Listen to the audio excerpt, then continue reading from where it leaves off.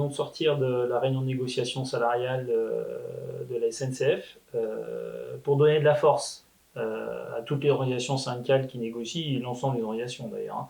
Sudrail, nous avions fait le choix de déposer un préavis spécifique et d'appeler les cheminots à se mettre en grève. Voilà, parce qu'on pense que lorsqu'il y a un rapport de force important, c'est quand même plus simple d'obtenir des avancées sociales. On le dit quand même, les chiffres de grévistes d'aujourd'hui ne sont pas à la hauteur de ce qu'on attendait. Voilà.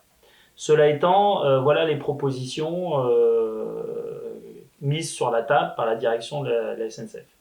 Donc une augmentation générale des salaires, voilà, donc qui concerne tout le monde, aussi bien les contractuels que les statutaires, en 2 temps. Une première au 1er juillet de 0,25% et une deuxième au 1er octobre de 0,25%. Bon, pour ceux qui sont bons en maths, si vous lissez tout ça sur l'année, ça fait une augmentation générale des salaires à partir du 1er janvier à 0,2%. Voilà.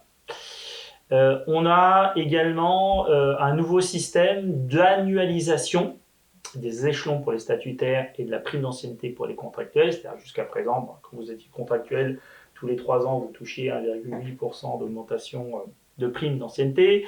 Et quand vous étiez statutaire, il y avait une grille un peu plus compliquée. Ça dépend de votre échelon, du nombre d'années et du montant. Voilà. Donc là, ils vont faire un système où tous les ans, vous aurez plus 0,6 à partir du 1er décembre. Donc bon, pour les contractuels, c'est assez simple.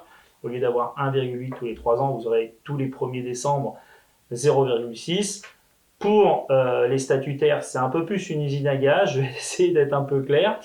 Donc en gros, si vous n'aviez pas prévu d'avoir un échelon cette année, bah, vous aurez 0,6 le 1er décembre.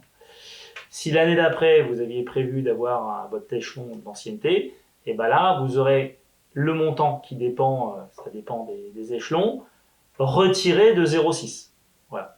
Donc ça va être évidemment quelque chose qui aura besoin d'expliquer, notamment pour les statutaires. Il y a également la reconduction des mesures de fin de carrière. Voilà. Suite à l'accord fin de carrière, il y avait eu besoin d'un certain nombre de mesures d'amorçage pour les PR qui avaient été positions de rémunération supplémentaires qui avaient été créées, et ces mesures font qu'il y a 1850 positions de rémunération supplémentaires pour l'exercice de notation 2026. Voilà, donc tout ça c'est du hors compte. Et par ailleurs, une nouvelle mesure qui est mise en place, c'est-à-dire pas un délai maximum de 4 ans pour les positions de rémunération, ce qui n'était pas le cas jusqu'à présent. Pour les contractuels, l'équivalent des notations en fait, hein, des contractuels, c'est l'augmentation individuelle. Voilà. Donc là, une enveloppe de 1,2% pour les classes 1 à 6 et une enveloppe de 1,4% pour les classes 7 à 8. Il y a également l'AI de but de parcours à 3% qui est renouvelé pour les 4 premières années d'embauche. Par ailleurs, parce qu'évidemment la SNCF risque d'annoncer, va annoncer sûrement 2 milliards de bénéfices en 2025, ce qui risque de choquer beaucoup de gens. Voilà, 2 fois 0,25 d'un côté, 2 milliards de bénéfices de l'autre. On peut légitimement se poser la question pourquoi dans l'entreprise ferroviaire la plus rentable d'Europe, on n'a pas des augmentations de rémunération qui vont au-delà de l'inflation, hein, parce que je rappelle que les prévisions de l'inflation pour l'année 2026 sont de 1 à entre 1 et 1,3%, donc on aurait des augmentations qui couvrent à peine, voire pour certains même pas l'inflation. Voilà, on pourrait se dire, bon, bénéfice de dingue d'un côté, augmentation minime de l'autre. Bon, en gros, pour faire passer la pilule, ils remettent une couche de prime de partage de la valeur, la fameuse PPV, prime Macron, de 250 € sur la fiche de paye du mois de mars. Pourquoi le mois de mars? Parce que les bénéfices sont annoncés fin février, ouais, pour faire passer la pilule. Renouvellement du forfait de mobilité durable, FMD.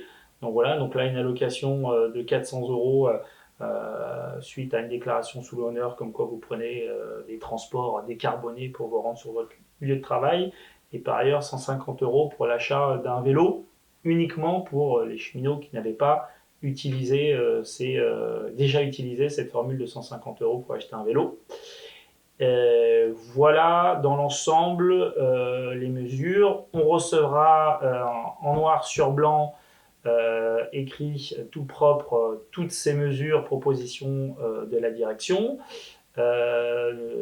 Conformément à nos statuts démocratiques, Sudrail consultera l'ensemble de ses adhérents et la deadline pour signer ou ne pas signer cet accord sera le 27 janvier. Donc en fonction de ce que fera Sudrail, est-ce qu'on signe, et ça aujourd'hui on ne peut pas vous le dire, on peut avoir un avis personnel, mais ça sera suite à la consultation des adhérents à Sudrail qu'on dira. On verra quelle stratégie on essaiera de mettre en place sur ces histoires de salaire, de rémunération et de pouvoir d'achat.